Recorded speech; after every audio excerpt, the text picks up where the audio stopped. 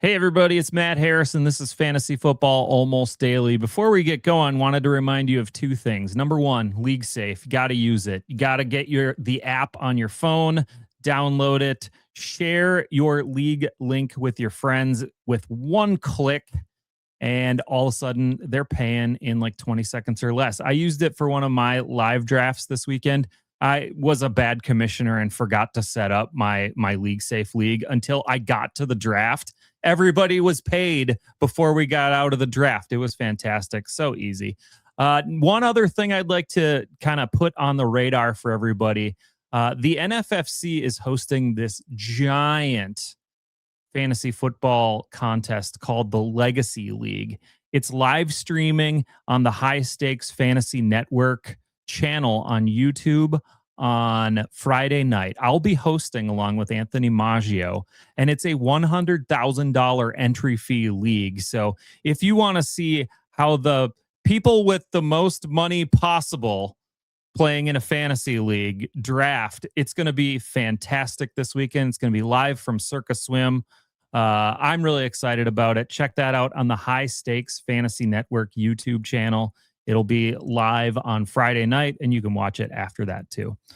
All right, we're going to get into our favorite and least favorite guy at each tier of the draft with Trevor Jones. But first, some music. From the Sports Hub Games Network. This is Fantasy Football Almost Daily with your host, Matt Harrison.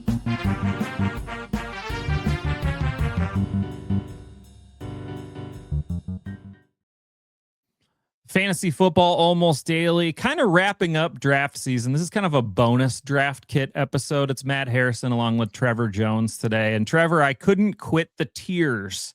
I just wanted to keep doing tier shows. I don't know why. I like the tiers a little bit more than just sort of the straight ranking, right? It's a little more fun. I think a little more useful than just like I have guy 21 over guy 23. It's like, well, they're in the same tier. Let's talk about it in the in segments there. Yeah. So today, what we're going to do is we're going to talk about one guy from each tier. And these are mostly just tiers of the draft that we would draft above ADP, like maybe 6 to 12 picks above where they're going. And a guy in that tier that we're probably not going to draft at all unless he really fell down into the next tier of guys. So a sleeper and a reach, basically, one from each tier. Tier one is first and second round guys. And honestly, when I'm looking at drafts this year, there is kind of a cutoff at the end of that tier there. The first and second round are kind of a chunk of guys. The third and fourth round are definitely tier two, and that's where we have tier two as well. Tier three, we said the fifth and sixth round. Tier four, the 7th through 10th round, getting a little bit bigger of a chunk of guys in there. And then tier 5 was the 11th round or later. And let's just kick it off and start. How about we'll start tier 1 with a guy that you like a lot more than maybe the consensus. Yeah, I didn't think I'd land on this player, but I got Justin Jefferson as my guy. So he's currently going off ADP 11 on NFFC, which I believe we're using NFC for our ADPs today. Yeah. So yeah, Justin Jefferson, he finished 37th among wide receivers in fantasy points per game last year. Obviously, that's not great. That's mostly due to the quarterback. The 5 previous years, he was 5th, 4th, 2nd, 4th, and 10th. The quarterback upgrade is obviously the biggest deal. Kyler is, he's fully capable of supporting a number one receiver with tons of volume. Remember DeAndre Hopkins leading the league in target share for a lot of those years in Arizona. Jefferson had a career low rate of catchable targets. Only 72% of his targets were catchable, which was 58th among 76 qualifying receivers. I also think the Vikings defense might not be as strong as usual. They lost their best pass rusher in Jonathan Grenard. There's some secondary concerns. So it might be a little more foot on the gas for the offense than it has been in the last couple of years. You doubt the Vikings defense, Packer fan. Go ahead. Go ahead. Doubt them. I don't know if it's going to be a top 5 unit like it's been the last few years, but if it wouldn't stun me if they're still top half or better. I think they're still going to be a top 5 defense. Yeah, just kind of watching the camp speak and everything they've had. I don't think they lost anything at the interior defensive line. I think they think Dallas Turner is as good as Grenard, and They seem to think that they found a bunch of guys in the secondary kind of out of nowhere. So Just like draft picks, I assume. draft picks, they got Pierre as a corner too, Oh and yeah, like yeah. they Juan Pierre. yeah, they feel like they got a bunch of dudes that are just like gonna contribute in a way, and it seems like there's a little more depth there than there was last year too. So I'm bullish on the Vikings D. I'm more scared of Kyler Sure. than you are, but I think the Vikings D will be fine. Guy I like in the first round, well, in the first tier, I should say, more than the average, I think. And he's going in the second round right now, but I'd take him in the first as Kenneth Walker. When handed the reins as a bell cow, he just, led the Seahawks to a Super Bowl victory and the MVP trophy. Casey hasn't had a running back like him in almost 10 years. Mahomes coming off an ACL. Travis Kelce is getting old. Rashee Rice is good. He's got an injury history and a jail history. I don't think the jail history factors in here. It's just fun to say. There's no backup runners really forcing Kenneth Walker's hand either. They got rid of everybody. Clyde Edwards-Helaire gone, Pacheco gone, Kareem Hunt gone. By the way, all of them have either signed or worked out with the Detroit Lions in the last month, which I think is hilarious. 300 plus touches for Walker seems inevitable here. And if you can give me 300 plus touches on an Andy Reid Kansas City offense, I think that's probably going to result in first round value. Yeah, I'm not super high on the Chiefs offense, but as long as Mahomes is playing, they're a top 10 unit. And so, like you said, there's no other running backs to steal kind of any work from Ken Walker. So it's yeah, he's goal line. He'll probably be pass game. I'm with you. I'm very high on Ken Walker this year. And he's a guy that I would also probably reach a couple picks for. Yeah. Guy that I'm avoiding. This is a little bit of a retread from something that I said on Fantasy Football World. And the guy I'm avoiding is Nico Collins here. And some of the notes that I've said, he's never played a full season. He's missed at least 2 games every year. He had 2 concussions last year, a hamstring the year before that, a calf strain in 2023, groin and foot injuries in 2022, and a shoulder sprain his rookie year. So his injuries are all over the place. It's not like he keeps aggravating the same thing. He finds new ways to get injured. In his 5-year career, his high water mark for catches in a season is 80. That was 3 years ago. Who caught 80 balls last year and that you're obviously going to be drafting in the, I don't know, top 2 rounds? Michael Pittman. He was 12th in receptions last year. Are you drafting Michael Pittman over Nico Collins? Nobody is. His quarterback might be on a not hot seat, but a warm seat. CJ Stroud has not played like the superstar we thought he would be. Last year, Stroud managed about the same amount of passing yards as Cam Ward, Jacoby Brissett, and Daniel Jones. And Brissett and Daniel Jones each didn't play the full season. Houston defense is one of the league's best. Game scripts may not favor additional passing this season. They added David Montgomery to the running game. He's definitely better than anything they've had in the last few years. And the injury to Jaden Higgins and subsequent trade to get Kayshon Boutte is kind of a strange one for Collins. Boutte is a deep ball guy. Collins is a deep ball guy. Alfredo Brown, a fantasy friend online, noted that 45% of Nico Collins' fantasy points came on 20-plus yard catches, and 50% of Kayshon Boutte's fantasy points came on 20-plus yard catches. So something's got to give. And I think that there's a lot of reasons there that I'm not drafting Nico Collins like a top 10 wide receiver, which is where everybody's drafting him right now. Yeah, I think that I'm with you. I think the main points are, like you said, I think the Texans defense, if we were to lay them all out right now, they would be the number 1 defense, I think, in the league. Mm-hmm. And also, like you said, the running game, they haven't had a running game for years, right? It's just 3 yards to Joe Mixon, 3 yards to Woody Marks, just dust balls. So now that they actually have David Montgomery, who, actually has some tread on the tires despite being 29 because he's just been sitting on the bench a little bit for Detroit. I just think the running game will be more involved. And because last year they just couldn't run it. They almost had to pass because they were just so inept running the ball. So I'm with you on the fate of Nico there. Who's your guy that you don't like in tier 1? Yeah, I would with Ashton Genty. He's currently going 18th right now. Already dealing with the high ankle sprain, obviously, is not good. His availability for week 1 is already in question. And the Raiders, did they get better up in the offseason? They did, of course, right? Clint Kubiak, Tyler Linderbaum, but they still have a long way to go. Dead last in adjusted line yards in 2025, which is essentially how many yards the offensive line blocks for you. And they were 30th in run stuff rating, which is how often you're hit at or behind the line of scrimmage. So they upgraded, and I think that the Kubiak system will kind of provide a better floor, but it's really hard for me to see this offense being better than like 22nd or something. Did you think this way about Ashton Genty before the ankle injury? Would you have put him in this spot before the ankle injury? Maybe not as easily. But yeah, I think people are getting a little over their skis on the Raiders. Yeah. One more question. Jeremiah Love or Ashton Genty? Both similar in the ankle injury, similar offenses, similar kind of situations. Well, that's a great transition, Matt, because my reach in the 3rd and 4th round of Tier 2 is Jeremiah Love. Perfect. He's got an ADP of 39. I realize I obviously just said, I docked Genty for the preseason ankle injury, and now I'm like, hey, you should go draft the guy with the worst ankle injury, actually. Well, and it's possible that Jeremiah Love, I mean, he got his ankle injury earlier. By the time we get to a week from now, if you're drafting really late, Ashton Genty might be around the same ADP as Jeremiah Love, and you might have a choice between these two. Yeah, that's a really good point, as his ADP kind of falls. So yeah, you do get Love, 2 rounds later than Ashton Genty, which is one of the big differences there. Love's fully capable of being a 3-down back. We've already seen Arizona's not afraid to load him up with as many touches as they can, even if it's not a great idea. I think he will lose some goal line work to Tyler Algier. They just paid him too much money for him to be a complete zero.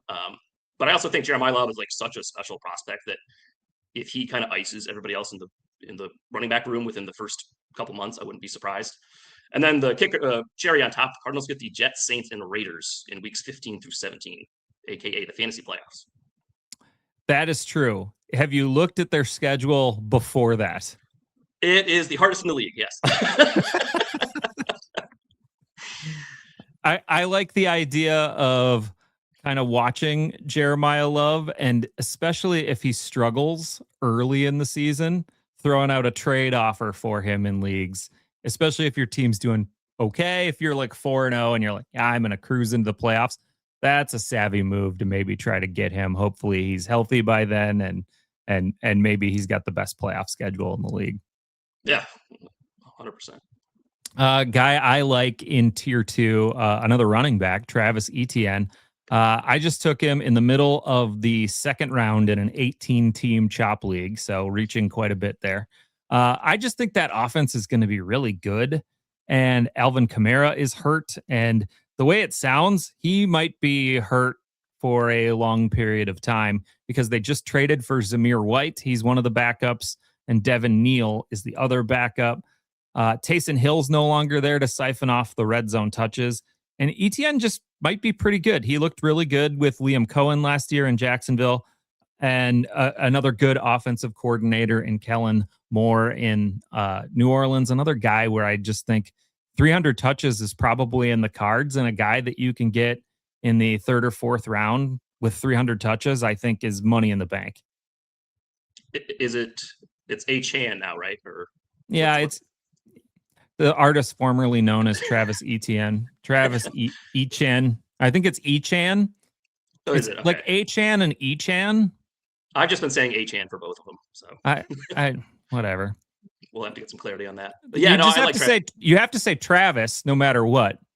That's Maybe we call him Travis E. Yeah, I think we can make that work. Yeah, I think, like you said, they gave him a pretty big free agent deal. There's no competition. Devin Neal, I think, is okay, but he's not stealing real work away from a guy they just paid $15 million a year to. Yeah. I got 2 guys that I'm avoiding here, and they're both Jets players, Breece Hall and Garrett Wilson. And I could be totally wrong here. And this is coming from a guy who on the old Fantasy Football Weekly show, I used to do peacock off predictions about Breece Hall being a top 5 running back and Garrett Wilson being a top 5 receiver, and it never came true. I always believed in these guys. They're talented. The opportunity's there. The team's just bad. And I'm scared that Geno Smith is terrible. The team is terrible. I'm scared that they have an interim coach at some point during the season. I'm scared that that interim coach is Frank Reich, the offensive coordinator, who's maybe the worst offensive play caller in the last decade in the league. I think just avoiding Jets is just a good plan this year. I think the only guy I've been like sort of in on is Braylon Allen in like the 120s. But yeah, I'm with you. This has a real chance for them to score like 16 points a game and just be like almost like the Raiders last year, where it's just like, this is brutal, man. It's just 3 and out after 3 and out, and the defense can't get off the field. Yeah, I'm with you on that one. Yeah. How about your avoidance in tier 2? Yeah, this one hurts. I got Ted McMillan, ADP 38. It hurts because I'm a big fan of his game. I think he's a very good player. He finished 26th in fantasy points per game last season. Is now being drafted as a wide receiver 21. Could he take a step? Sure, but frankly, the biggest reason to fade him is the quarterback situation. Bryce had just 5 games with more than 200 yards in 2020. That's not much. That's like, you shouldn't be starting, frankly. Like that's not a starting quarterback. So I don't see Tet getting enough volume to pay off this price. I'd rather get someone like Jameson Williams 10 picks later. He's going 48 ADP, and I think I'd rather take him straight up over Tet here. Okay. Well, let's move on to tier 3. How about the guy that you like in tier 3, Trevor? Yeah, this is one of my favorites, actually. Lamar Jackson, going 65th right now. So obviously he had a down year last year. The injuries didn't help. But before that, he was 1st, 3rd, and 6th in fantasy points per game at the quarterback position from 22 to 24. I think last season just had too big of an impact in people's minds. Only 67 carries in 13 games last year. His previous season low was 112. So I'd expect his rushing attempts to creep closer to 100 to 110. I think they'll still be a little bit down from kind of his prime rushing years. Mm-hmm. Joe Burrow's being drafted ahead of him. That doesn't make a lot of sense to me. I would have Lamar there. And I'm more in favor of waiting on quarterback this year, just because I think there's kind of like 20 guys who have a chance to be a top 10 quarterback. But Lamar in the 5th, I mean, this is a guy that we've drafted in the 1st, 2nd, and 3rd rounds in previous years. I think there's a lot of upside here at his price. Again, this is tier 3, so 5th and 6th round guys, and we're using NFFC's ADP from just the last week of drafts. So pretty recent ADP. And a guy I like there, Rome Odunze. Everyone wants a piece of the Bears passing game. So in my mind, why not just go get the cheapest one, which is, and I'm also kind of surprised that he's the cheapest one, because how do you give Luther Burden? And I like Luther Burden a lot. I think there's huge upside. People love Luther Burden. Yeah. I just drafted him in a league this weekend. I was very excited about it. I think the upside is tremendous, but I think the upside for Odunze is very similar, if not the same. Last year, through 4 games before he got injured, he was wide receiver 3 in the league last year. And yeah, we know that DJ Moore's gone. I think there's enough room for Burden and Odunze to both eat in this offense, along with Colston Loveland. And DeAndre Swift's a guy we haven't really talked about too much on the show. He's, I think, in line for a good season. I think the Bears are an attractive place to go get your fantasy studs, but Odunze is not injured now, and Luther Burden is. And I just don't see why the ADPs for those two haven't flip-flopped. I'm with you. Everyone just wants the new shiny toy, right? And that's Luther Burden right now. And it's like Rue Odunze was a top 10 pick like 2 years ago in the NFL draft, and everyone was really he's not that unshiny. He's still pretty shiny. He's still very shiny, but he's being outshined right now by Luther Burden. All right. Well, guy that I'm avoiding in tier 3, Jaden Daniels is the guy. The knock on him has always been that his frame just doesn't look like it can hold up to the beating of an NFL season. And that's exactly what happened last year. It knocked him out for about half the season, and then take out maybe the best left tackle in the league, Laramie Tunsil, for half the season or more. He's throwing at a bunch of 30-year-old plus wide receivers. His running backs are one of the worst groups in the league. I don't see the upside of Jaden Daniels here. He's like literally going to have to do it by himself. And I don't think he's Superman. The upside is like he stays healthy for all 17 games and you get, quarterback 9 or something. Like like you said, there's no How many times are they going to score 30 points this year? Twice? Not that many. So I'm with you. Pay up for one of the good quarterbacks or just wait till quarterback 17 and pick somebody. So I'm with you on kind of avoiding these middle round scary quarterbacks. Yeah, absolutely. And I mean, if you look at where Jaden Daniels is going too, as I pull up the ADP, he's going above Caleb Williams, Justin Herbert, Jalen Hurts, Trevor Lawrence, Dak Prescott. I think I'd take all of those guys over Jaden Daniels just from the safety and even the upside of all of those guys. Right. Because there's not a ton of safety at Jaden Daniels because he's, like you said, he gets in car crashes every time he leaves the pocket. So it's just hard. Yeah. All right. Do you have a guy you're avoiding? Yeah. I went with Cam Scattaboo. It's currently going 49th on NFC, coming off the fractured fibula, which is an injury that traditionally saps effectiveness the following season. From Ryan Heath of Fantasy Points on Twitter, Mark Andrews suffered this injury. The following year, his play declined by 3 fantasy points per game. Chris Godwin by 10 fantasy points per game after that same injury. Scat is younger, so you'd hope it won't affect him as much. But also the way he runs, he's always an injury risk. But wasn't just existing as an injury risk. Wasn't his thing like running into phone poles like on purpose? Yeah, like it's just I hit my head as hard as I can because that's all I know. Matt Nagy's still the OC. They just signed Najee Harris. Like I think I'm going to avoid Cam Scattaboo this year. It feels like avoiding New York altogether, both Giants and Jets, is not a terrible draft strategy.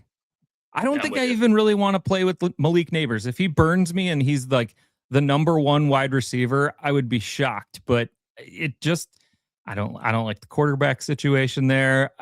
There's upside with all of these guys and their names and everything like that. But the situations for both of those teams just seems diseased. All right. Let's move on to tier 4, and tier 4 is rounds 7 through 10 guys. You can start off, Trevor. Yeah. My favorite guy in this range is Rico Dowdle, currently going 89th overall. He's likely to be the number 1 running back in Pittsburgh as McCarthy trusts him from their days in Dallas. The Steelers have 187 Kenny Gainwell touches to replace, including 73 catches. Dowdle's already proven he can handle a huge workload. In weeks 5 through 18 last year, he averaged nearly 19 touches and 90 combo yards per game. He was the running back 10 during that stretch. As long as Rodgers is playing, these guys are just PPR monsters. Yeah. Dump offs left and right. I like that a lot. I cheated and I took 3 guys in tier 4. And mostly it's because I think there's a lot of really good value here. And I think that if you're in that, 5th and 6th round range, and there's not as many guys that I think are attractive in tier 3, I don't mind reaching for some of these guys all the way a full tier down. And so the 3 guys I like: Ramondre Stevenson, Chris Godwin, and Brock Purdy. Stevenson, he's the lead back. We've talked about him a lot, but he's going 2 rounds after Travion Henderson, and that's just stupid. He's the 1st and 2nd down guy. He's a better pass blocker, and he's the goal line guy. Where is the upside for Henderson here? I'm with you. It makes no sense that these guys' ADPs are so far apart. Yeah. Chris Godwin, if he can stay healthy, I think he's sitting on 100 catches. And it's a big if for him to stay healthy for a full year, but Emeka Egbuka's already dealing with a toe injury, and they're not quite saying if it's turf toe or not. And if it's turf toe, that kind of nerfs your season. So you can grab Godwin in the middle of the 8th round right now. And if you take him in the 7th, no problem there. And then Brock Purdy is a guy I've talked about all offseason. He was QB2 in points per game last year. And in the middle of the 9th round, I love that. I'm bypassing a lot of like good quarterbacks to get Brock Purdy, but I think Brock Purdy's just as good as all of them, and he's one of the last ones to go off the board. No, I like those. Initially, I was going to push back on the sorry, who's the middle guy you were just talking about? Chris Godwin. I was going to push back on Chris Godwin, just, a little older. Like you said, he's beat up, but if Emeka Egbuka, and I do think it's turf toe, like the stuff Todd Bowles has said is very just nebulous. It's, we think we'll get him back at some point. And if it's just kind of Chris Godwin and Cade Otton out there, Chris Godwin could be in line for 130 targets or something. Yeah. Guys, I'm avoiding in tier 4, Chuba Hubbard and Xavier Worthy. I took 2 again. Hubbard is already hurt and was basically benched for Rico Dowdle last year by the same Panthers coaching staff. And if Jonathan Brooks stays healthy, and that's a huge if, because I think you had the stat last week. How many times has he played? Like, what was it? Like 3 games? One season of more than 30 carries, I think. 30 carries. That's what it was. Can he get through 2 games?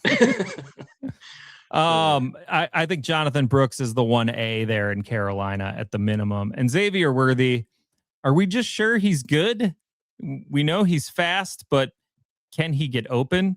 Can he catch the ball more than 3 times per game? That's what he averaged last season, 3 catches per game, and he only scored once last year. I don't think I like anything about Xavier Worthy this year, and he's still going in like the 10th round, I believe. If he didn't play for the Chiefs, I'm not even sure we'd be talking about this guy. Like, it's just he can't stay healthy either. Like, you say he gets 3 catches a game, he gets hurt on 3 catches a game. It's hard to see much upside with Xavier. Yeah. Who are you avoiding in tier 4? Yeah, I went with Tony Pollard here. He's going at 78 overall. Middling talent on a bad offense. The best thing you can say is he's going to be the workhorse, but I hate drafting running backs solely on that basis. Despite all the work he got last year, he's finished 29th in fantasy points per game. Tyjae Spears is still siphoning some work. They drafted Nick Singleton in the 5th round, who I think was a former 5-star. Really athletic. He might get a look at the end of the year. Pollard's also on the last year of his deal with the Titans. And I don't really think Tennessee's going to even sniff the playoffs. So it kind of makes sense to just ice Tony Pollard after like week 8 when you're probably cooked, and just roll with the young guys to see what you got for 2027. I mean, there's that line of thought, or it's the line of thought, we know that we've got something with the young guys. Let's just ground Tony Pollard into the ground. Maybe, yeah. Like DeMarco Murray's last year in Dallas. So like, we're not going to pay you, and we're going to load you up with 400 carries and send you back in. Exactly. All right. Tier 5, which is round 11 and beyond. Who are your deep dark horse sleepers, basically, Trevor? Yeah, I went with a few here. I think I brought this guy up on like every podcast we've done. Marshawn Lloyd is one of mine. ADP 137. Josh Jacobs still banged up. Marshawn Lloyd is finally healthy. Josh Jacobs still has the domestic violence incident potentially hanging over his head.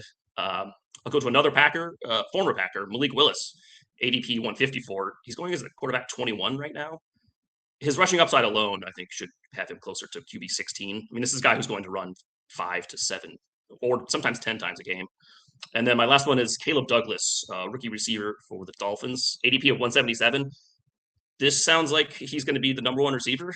So that's kind of where the analysis ends. It's like, well, he might get 50 catches for, the last pick in my draft. So, that's what I got for some stats. I had Caleb Douglas as one of my sleepers on the other show the other week, and I see that you're coming around on these Dolphins, Trevor. Yeah, I don't feel great that I just recommended 2 Dolphins, but they're free, so it's okay.